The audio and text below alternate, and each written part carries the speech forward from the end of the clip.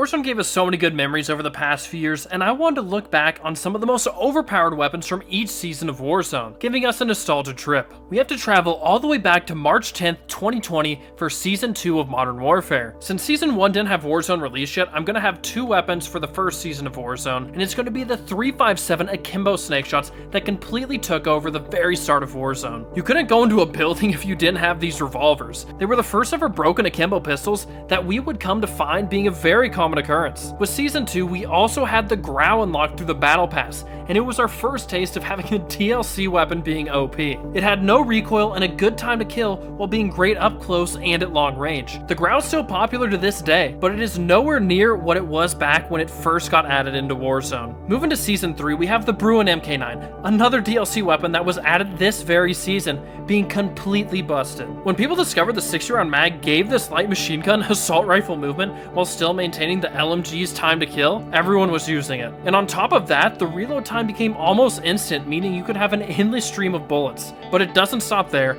it also had very low recoil. This weapon was basically combining the best qualities of two weapon classes, and that is always a recipe for being overpowered. Traveling over to Season 4, we have one of the most annoying metas ever, the R90 Dragon's Breath shotgun, or as I like to call it, the Doof Doof. Going into buildings was absolutely impossible unless you had this gun. What is so broken is that it not only had the ability to shoot two bullets super quickly that could knock someone, but even if you missed most of the pellets, the Dragon's Breath could eliminate you. The amount of times you could knock players out from beyond the grave was incredible. This is a meta I will not be missing anytime soon. Season 5 is the FR556 underbarrel shotgun attachment. It's a weird one to put here because it isn't actually the weapon, but the attachment was a 1 to 2 shot kill out to infinite range. And I know it must be difficult to balance everything in a game, and it should have worked well up close, but how did they give it infinite range to begin with? Some of these mistakes are hilarious. This got fixed within about a week of people discovering it, but you couldn't find a lobby without this attachment littered all over it. We move into the final season of Modern Warfare exclusive Warzone,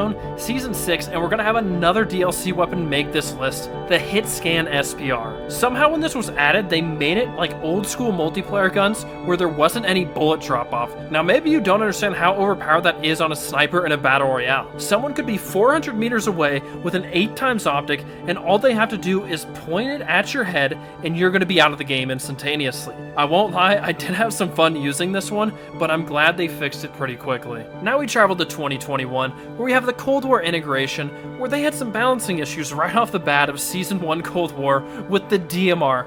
This was not only the most busted weapon of the season, but probably the most overpowered gun in Warzone's history. It's a semi-automatic weapon that you could shoot so quickly with a good trigger finger, and it had no recoil. Over 80% of the lobbies were using it, and that is how you know the gun is completely busted. There's never been a higher use of a weapon. It didn't matter if you were up close or at long range, this was a one-man wrecking crew. It was fun to use for a bit, but it got stale quickly, and it took them nerfing the gun 3 times to get it in check. This weapon created a bunch of Warzone records. Heading to Season 2, we have the FFAR that was very popular to pair with the DMR last season. It was a tough decision to make between the MAC-10 and FFAR, but we had to choose the AR because it had incredible movement with the Raider stock attachment that was also broken at the time. We had a great time to kill up close with assault rifle range and better strafe speed than submachine guns. This weapon will be remembered as one of the best ever in Warzone because of its long run of being OP. And I want you guys to quickly leave a comment of what your favorite weapon is in Warzone's history. My most used weapon is probably the Milano because of its versatility, so that's going to be my answer. Traveling to Season 3 now, we have the M16 or the AUG. They were basically the same weapon, so you can't choose one over the other. Cold War Warzone had a big issue with balancing tactical rifles. These were so good because they only took 2 bursts to knock someone. I always thought the M16 was slightly better because the burst spread was smaller with the bullets, making you almost always knock someone in your 2 bursts. They were ridiculously easy to use, but at the same time, it felt satisfying to run around with. I had a great time with this meta. Season 4, we're going to go back to the fully automatic weapons with the FAR 83. I almost went with the MG82 here because it was arguably the most overpowered weapon ever, but it got nerfed after 2 days. And that's why we picked the FAR 83. This weapon actually had 0 recoil and didn't move just like the Prime Kilo or Krig 6, but it was even dumber because it had faster fire rate and a faster time to kill. Even kids with no thumbs could beam you across the map. And it stayed OP the entire season and much further because it only had a slight nerf to its recoil. But unfortunately, it is now a shadow of its former self, with nerfs to damage and significant vertical recoil, but in Season 4, it was the best gun in the game. Going on to Season 5, we're gonna have the EM2 just barely edging out the C58, the ultimate choice for the sweatiest players. It hit for super chunky damage with little recoil. The only con was its fire rate was very slow, but it was so good in every other category that it didn't matter. They did end up nerfing it during the season, which ruined its close-range sniper support appeal, but did nothing to affect its dominant long-range ability. Since then, they've hurt the recoil, making it not quite as dominant as it once was when it was first added in Season 5. The final season of Cold War Warzone is going to be the OTS-9. It was identical to the Cold War MP5 in every stat outside of movement, where it was far superior. It had the fastest time to kill of any SMG up close while also having the best movement. The slide canceling demons never had a sub this good before. It was paired with snipers and ARs all across Warzone this season, and some people didn't want to give up on it even when we switched over to 300 health partway through Vanguard's integration. And I don't know if you guys have seen the pattern here yet, but every gun that is the most broken is from the current multiplayer title, something that I don't think was on accident. Let's travel to Season 1 of Vanguard Warzone, where we had yet another stupid light machine gun, the Bren. This weapon was very frustrating to get taken out by. This had the same level of no recoil as the Prime Fara 83,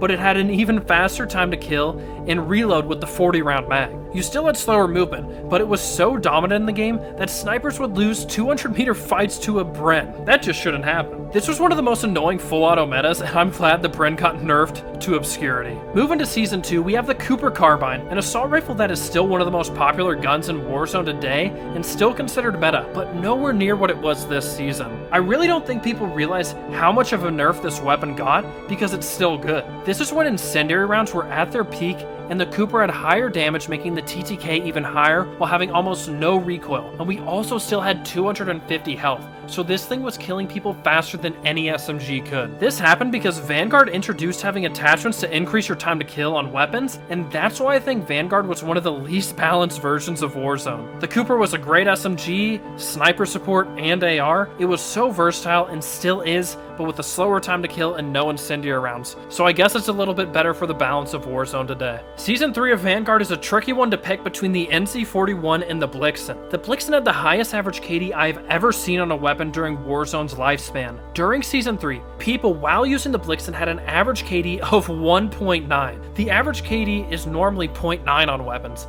That is 1 point full higher, which is insane. And while that's very impressive, the NC41 is going to win here. And that's because it was used by 25% of every lobby and was more versatile. When you use the burst barrel and switch it to full auto, you not only had the fastest time to kill of any assault rifle, you also had almost no recoil. I would like to tell the developers that it's not that hard to balance the game. The faster the time to kill, the more difficult it should be to use. It's very simple, but time and time again, they show that they don't understand this basic principle. Alright, now that we got that out of the way, Season 4 I wanted to give to the Marco 5 or the Armaguerra, but it just wasn't as stupid as the UGM8. Another light machine gun they decided to make the best gun in the game. It's the same as always, you got no recoil and a really fast time to kill, that had everyone from bots to sweats using it. But I refused to use this gun after the first time I tried it because it was ridiculous and unfair. This is arguably in my bottom 3 metas that I absolutely hated, and it only got slightly nerfed and is still kinda busted. And it looks like that won't change with the devs seeming like they won't do any more weapon balancing. We move to the final season of Warzone 1, and this is probably the most balanced the game has ever been during Vanguard's life cycle, but one weapon still stands out, is absolutely broken,